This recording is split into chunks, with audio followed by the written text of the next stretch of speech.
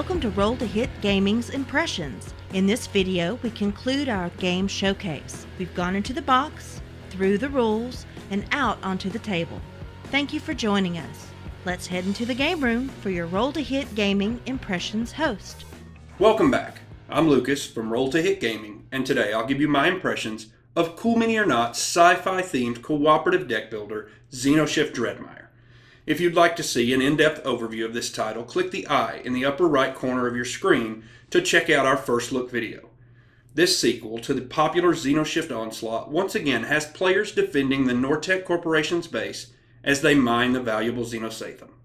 Before we talk about how this sequel measures up, let's take one last look at Xenoshyft Dreadmire.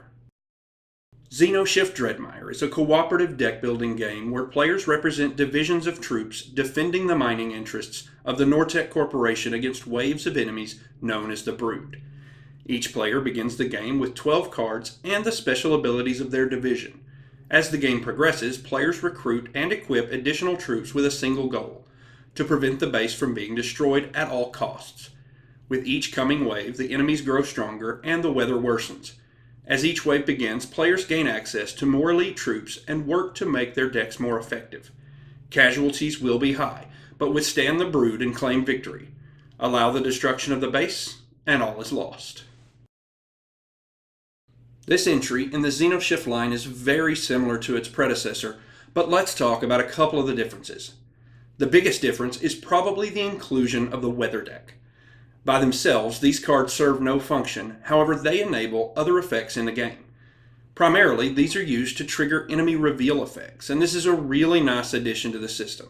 When you flip over an enemy with a weather-related reveal effect, you're either relieved because it doesn't apply right then, or filled with dread because it's about to wallop you. This adds to the anticipation and tension of the enemy reveal, which is one of the real strong points of this title. Also different from Onslaught is the fact that this version tries to scale up rather than just hitting you with everything right away. Enemies ramp up wave by wave, but also ramp up during a given wave. On your first turn, you have 3 enemies to deal with rather than 4, and in the final round of a wave, bosses are seeded into the monster deck. This is good for a couple reasons.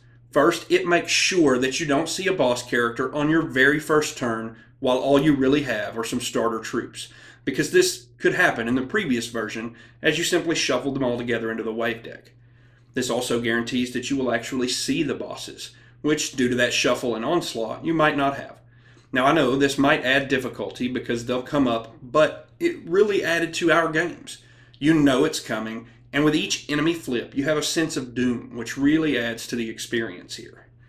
Additionally, many troops and equipment, and even some of the division abilities, allow you to heal or deal W or wave damage. This means that each of these abilities becomes more potent the further you get into the game. I really liked this tweak, and as with troops and monsters, your abilities are also part of this ramp up. Another nice touch are the divisions. Each player represents a given division and perhaps, weapon research or the med bay, and these give you special abilities and or reduce the cost for purchasing items of these types. Each player having their own specific role and abilities in the game really pulls you into this one. Now, while this is not new for Dreadmire, one of the strengths of Xenoshyft is that some of the cards you'll add to your deck help enable improving your deck's efficiency. For example, Xenosatham, which is used to purchase troops and equipment, comes in 3 denominations. In the wrap-up phase, you can trade in your used Xenosatham cards, upgrading them to a higher denomination, which means you'll have the same amount of purchasing power, but in 1 to 2 fewer cards, and later in the game, being able to weed out these less effective cards without losing their benefits is a nice touch. Unlike other deck builders, you aren't dependent on drawing a specific card which will let you trim your deck. That efficiency is built right into the game's core mechanics. This is also present in the starter troops, as you can burn or remove them from the game, and that gives you discounts to purchase higher level troops. Now, being a cooperative game, you can play cards from your hand to benefit your opponents, and you can even put troops or equipment into their lines. This is especially important to a successful play, as many of the divisions you play give you a discount on a type of equipment or troop, as we touched on before. And this means you can load up on these cards for a reduced cost and pass them to the other players, making everyone more effective. This brings the cooperative nature of this game to the forefront, enhancing your experience. These touches are really helpful because this game is hard, probably even harder than its predecessor. Many of your troops will die along the way, and getting out of a given turn with the base taking only a few damage is a win. On the turns when you're able to defeat all of your enemies, you have a great feeling of accomplishment having done your part. The enemy abilities are vicious and their assault is relentless. This keeps you on the edge of your seat the whole game and makes victory that much sweeter. Dreadmire checks in with a playtime of about 45 minutes for a 2-player game, adding probably 20 minutes per player after that. So if you're into quick deck builders, a 4-player game may not be your thing.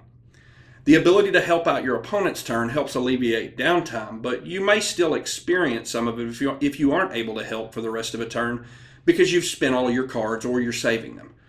Most of the game is simultaneous, with the exception being the combat phase, which is the only time the game starts to drag just a little bit. That being said, if deck building games aren't your thing, this probably won't appeal to you unless you're drawn in by the theme or cooperative nature. We've touched on the cooperative part, so let's talk about theme. I always have a very Starship Troopers kind of feel when playing Xenoshyft, and this title is no different. This is a tense, tooth and nail fight the whole way, and the art on the cards is top notch, which really adds to that theme. There are those thematic moments when all you can do is hold down the trigger and hope you make it out. The components are good, but this version replaces the dial used to track the base's health with a base card that you use counters to track it, and I think I preferred the dial from the previous version. The biggest problem I have with the components are the way you lay out the cards on the wave boards and item dashboard. Over the course of a game, these are just going to get pushed around and you'll find yourself constantly having to straighten them up. Now, if you have a player mat, that replaces these sections and it helps, but it doesn't completely resolve the issue. Overall, this game leaves me wanting to play it again, which is a good thing for any game. The theme and cooperative nature really work well for me. For these reasons, I'm going to give Xenoshyft Dreadmire a die rating of D10. This is a fantastic thematic deck building experience, and I would absolutely recommend it. I hope you've enjoyed this review of Xenoshyft Dreadmire, and hopefully it will help you decide if this is a game for you. If you found this useful, drop a like on this video, and subscribe to our channel for more content. Until next time, I'm Lucas. Have a great one.